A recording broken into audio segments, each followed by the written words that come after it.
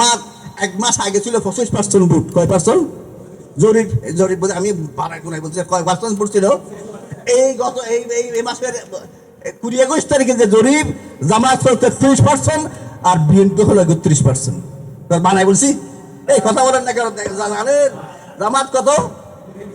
33% এবং বিএনপি হচ্ছে 31%। এই জন্য বিএনপি তার আসল চেহারা খুঁজে পাচ্ছে না। এই জন্য জামাত বিএনপি কি করতেছে? হতাশ হয়ে যাচ্ছে। ওরা বলছে যে ওদিকে মারে, ওদিকে বলে, ওদিকে কি করে। এই কাজগুলো করার ক্ষেত্রে জামাত ইসলামী আসলে আপনারা এই কাজগুলো করার ক্ষেত্রে মানুষের প্রচেষ্টা যদি অব্যাহত না রাখে, এটা ডাউন হতে বেশি সময় লাগবে না।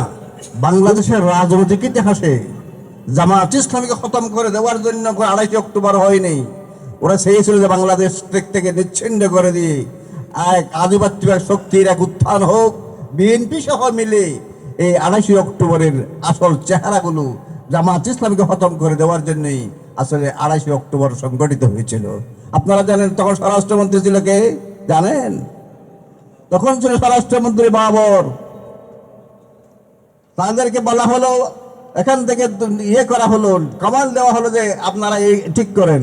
স্বরাষ্ট্রমন্ত্রীর কথা শুনলেন না। আমরা ইতিহাসে কিছু কিছু হুইসপারিং শুনেছি, খালেদা জিয়া নাকি তারপরে তিনি বলেছিলেন যে তোমরা একটু কিলা হয় বিএডিআরকে কমান্ড করেছেন যে তোমরা যাও, ওখানে যাও। এই কথা বলে কিছু বিডিআর তখন আসছিল। আপনারা এই কথাগুলি মনে রাখিয়েন। ওরা তো ষড়যন্ত্র করেছে বিএনপি 28 অক্টোবরে।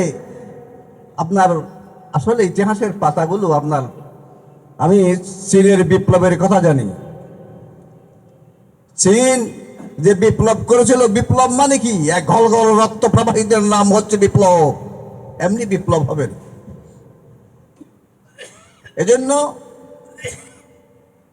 মাও সেতুং 1,50,000 মানুষকে সবাই করে দিয়েছে বিপ্লবকে রক্ষা করার জন্য। কত কত?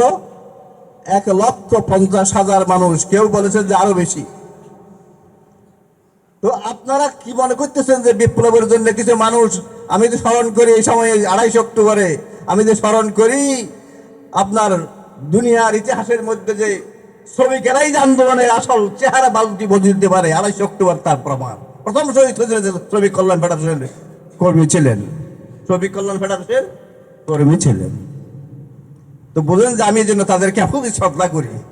কারণ শ্রমিক কল্যাণ ফেডারেশনের মানুষগুলো তারা তাদের জীবনকে, তাদের রিস্ক কম, তারা জীবন দিতে কোনো চিন্তা করে না, পিছনে কি আছে না সামনে কি আছে চিন্তা করে না।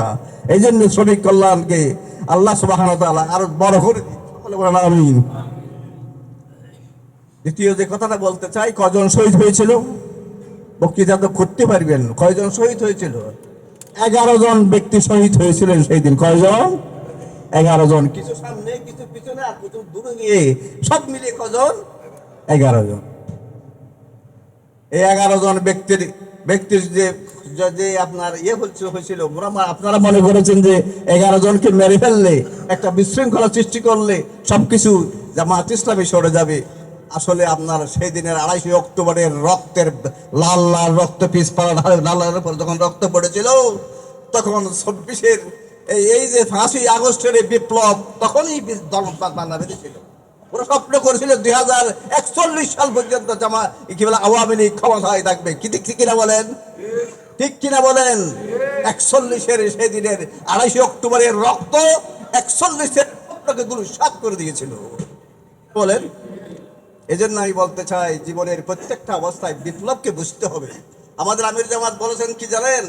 আমির জামাত মাওলানা মওদুদী রাহিমাহুল্লাহ, তিনি বলেছেন ইনকিলাব বাচ্চা কো খেল নেই। কি বলেছে? ইনকিলাব বাচ্চা কো খেল নেই। ইনকিলাব, বিপ্লব কোন ছেলের হাতের মোয়া নয়, ছেলের হাতের মোয়া নয়। এই হচ্ছে বিপ্লব, হচ্ছে যে সমস্ত জীবন এবং দর্শনকে সাথে নিয়ে মরে যাওয়ার এই স্বপ্ন, লাল রক্তগুলো, ঠকবগুলো, রক্তগুলো আজ উপস্থান করবো মাবুদের দরবারে, এবং তার মাধ্যমে আল্লাহর সন্তুষ্ট দরজা খুলে যাবে। এই চেতনা নিয়ে বিপ্লবের সুতে আমরা যাইতে হবে। ঠিক কিনা বলেন? নাকি কিছুক্ষণ শুনলে তাই চলে যাবো, এরকম হবে? 24 সালের বিপ্লব হচ্ছে যে আসলে আপনারা মনে করেছেন যে 1400 মানুষ মারা গেছে, 1400 মানুষ মারা গেছে, এটা না, 14,000 মানুষের সমাজ বিপ্লবের আসল চেহারায় 14 লক্ষ মানুষের কাছে এর প্রভাব বিস্তৃতি লাভ করেছে। 30,000 মানুষ পঙ্গু হয়েছে এবং আপনার প্রত্যেকটা জায়গায় জায়গায় আন্দোলনের আসল চেহারা আজকে জামাত ইসলামী যে বলে, আমি আজকে আমার সাথে কি আসছিল যে একই সাথে কপিল ভাই এসেছিল না, আমি আজকে আশ্চর্য হয়ে যাবেন, আমরা একসাথে আসছিলাম বালিকা মাদ্রাসা থেকে। ওই রিক্সা করে আসছিলাম, তাকে জিজ্ঞেস করলাম কি হবে, বোর্ডের অবস্থা কি হবে? ওদের বোর্ডের অবস্থা হবে যে বিপ্লবের আসল চেহারা দেখা যাচ্ছে, জামাত ইসলামী আগামী দিনে ক্ষমতায় এলবে। রিক্সাওয়ালা বলছে, কথা বুঝেন কিছু? এবার আমি জিজ্ঞেস করলাম তুই ভোট দিবে কাকে? বলে আমি আল্লাহকে ভোট দেবো। সেই মানুষ এটা যুবক। তো এই জন্য আমি বলতে চাই যে আপনারা মনে হয় সমাজ সম্পর্কে বিশ্লেষণ করেন। যে কথাটা পর বলতে চাই সেটা হতো এই যে শাহাদত বরণকারী ওরা মরে গেছে না, ওরা মরে নাই, বলা ওরা জীবন্ত। ওরা কি? ওরা জীবন্ত, ওরা মরে নাই, ওরা মরবে না। কিয়ামত পর্যন্ত আল্লাহর পক্ষ থেকে রিজিক পেতে লাগবে। এবং আমি যেটা বলতে চাই যে 24-এর এই বিপ্লবকে দশাত করে দেওয়ার জন্য এখন ষড়যন্ত্র চলছে। 28 অক্টোবর যদি আপনারা না বুঝেন, 24-এর বিপ্লব আপনারা বুঝবেন না। ষড়যন্ত্র ওখান থেকে শুরু হয়েছে, এখানে এসে ফাঁকাভুক্ত করাচ্ছে। যে আপনারা দেখেছেন, পত্রিকা খুলেছেন আজকের পত্রিকায় লেখা আছে, এক পুলিশ অফিসার বলছে যে ওদের স্বাধীনতা বিরোধী হওয়ার জন্য ওদের বিচার হওয়া দরকার এবং তাদেরকে কি করে দেওয়া দরকার, ব্যান করে দেওয়া দরকার। কে বলছে? Police officer. একটু ঝোঁকু দেখতে হবে আপনাদেরকে, সব খেয়াল রাখতে হবে। ষড়যন্ত্র তো মাত্র এটা হলো ওর মুখের কথা নয়, হাজারো লক্ষ মানুষের চিন্তার ফসল তার মুখ দিয়ে বের হয়েছে। কথা জামাত ইসলামের কর্মীদের কথা মনে রাখতে হবে। এই জন্য আমি আপনাদেরকে 28 অক্টোবরের যদি আপনার এই 28 অক্টোবরের এই কথাটা যদি আপনার শিক্ষণীয় বিষয় হয়ে যেটা আমি বলতে চাই সেটা হচ্ছে এই যে আমি ব্যক্তিগতভাবে যেটা বলতে চাই সেটা হচ্ছে 71 যে ঘটনা ঘটেছিল, 71-এর যে ঘটনা ঘটেছিল, আমরা বলেছিলাম যে জামাত ইসলামী বলেছে স্পষ্টভাবে, বলেছে এইভাবে যে 71-এ আমরা স্বাধীনতার পক্ষে থাকতে পারি নাই, অখণ্ড পাকিস্তানের পক্ষে ছিলাম এই কারণে যে ভারত আমাদেরকে লুণ্ঠন করে খাবে। ভারত আমাদের কি করবে? সামাজিক, অর্থনৈতিক, রাজনৈতিক স্বাধীনতা হারিয়ে ফেলবে এবং তাদের মাফিক অনুযায়ী এই বাংলাদেশকে চালানোর প্রচেষ্টা চালাবে। এই জন্য জামাত ইসলামী এই স্বাধীনতার পক্ষে ছিল না, পাকিস্তানের পক্ষে ছিল। ঠিক কিনা বলেন? এই জন্য আপনার আজকে যেটা আমি আপনাদের বলতে চাই সেটা হচ্ছে এই যে যদি আপনার জামাত 28 অক্টোবরের শিক্ষা হচ্ছে, যদি আপনারা কনসাস না হন তাহলে আমি ব্যক্তিগত আপনাদের বলতে চাই সেটা হচ্ছে এই, তাহলে কি হবে? বাংলাদেশের ভৌগোলিক স্বাধীনতা হারিয়ে যাবে। রাজনীতির ক্ষেত্রে জামাত ইসলামী যে পটপট করে কলেবারে সবুজ পতাকা সারা বাংলাদেশে উড়াচ্ছে, এটা স্তব্ধ হয়ে যাবে। যদি বাংলাদেশের রাজনীতি যদি আপনারা সামনে দিয়ে অগ্রসর করতে চান, 28 বিপ্লবের ধারণ করে 24-এর বিপ্লবকে আপনার সামনে দিকে অগ্রসর করার জন্য চূড়ান্ত প্রচেষ্টা চালাতে হবে। তাহলেই আজকের 28 অক্টোবরের এই আলোচনা সঠিক এবং তার প্রান্তে গিয়ে পৌঁছবে। আমি বলবো যে আপনারা 24-এর বিপ্লবকে কেমনি ধারণ করবেন, 24-এর বিপ্লবকে কেমনি ধারণ করবেন।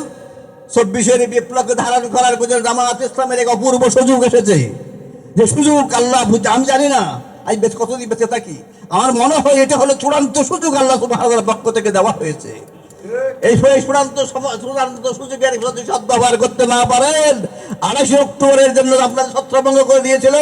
24-এর বিপ্লবের বলে আপনার সঠিক সিদ্ধান্ত নিতে না পারেন, আপনাদেরকে শুধু এরকম করবে না, আপনাদেরকে আসল জামাত ইসলামিক রাজনীতির ক্ষেত্রে রাজনীতির আসল চেহারা খুঁজে পাবেন কিনা, বাবা জামাত ইসলামী আগামী দিনের রাজনৈতিক অস্তিত্বের মধ্যে থাকতে পারবে কিনা, এই প্রশ্ন আজকে জাতির কাছে স্পষ্ট হয়ে উঠেছে। কি বলেন, আপনারা কি কাজ করবেন?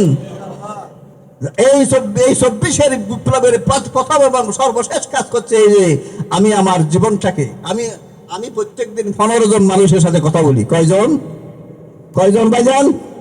এখানে যারা এসেছে তারা আমি বিশ্বাস করি তারা 15 জন মানুষের সাথে কথা বলেন না, কারণ 15 জন মানুষ বেশি নয়, কিন্তু প্ল্যান লাগবে। কি লাগবে? পরিকল্পনা সকাল থেকে রাত পর্যন্ত আমি 15 জন মানুষের কথা না বলতে পারলে আমি রাত্রে আমি বেলা হয় আমি বিছানায় যাই না। আমি কষ্ট করেছি যে শপথ করেছি যে প্রত্যেকদিন 15 জন মানুষের সাথে কথা বলবো। ঠিক আছে কিনা? কি কথা বলি? পাল্লা মার খাই ভোট দেন। কি বলি? যদি আপনার 22 অক্টোবরের চেতনাকে ধারণ করতে চান, তাহলে আগামী দিনের পাল্লা মার খাই ভোট দেওয়ার জন্য আপনারা যারা এসেছেন কমপক্ষে কয়জন? কথা আওয়াজ শুনেছেন, কয়জন? 15 জন মানুষের সাথে কথা বলবেন ইনশাআল্লাহ। 15 জন মানুষের সাথে কথা না বলে ঘুম যাবেন না। কথা ঠিক আছে? পাল্লা লাড়িয়েন না। কথা তো 10 মিনিট বলতে হলে যে কথা আসল টার্গেট যায় পৌঁছতে হবে।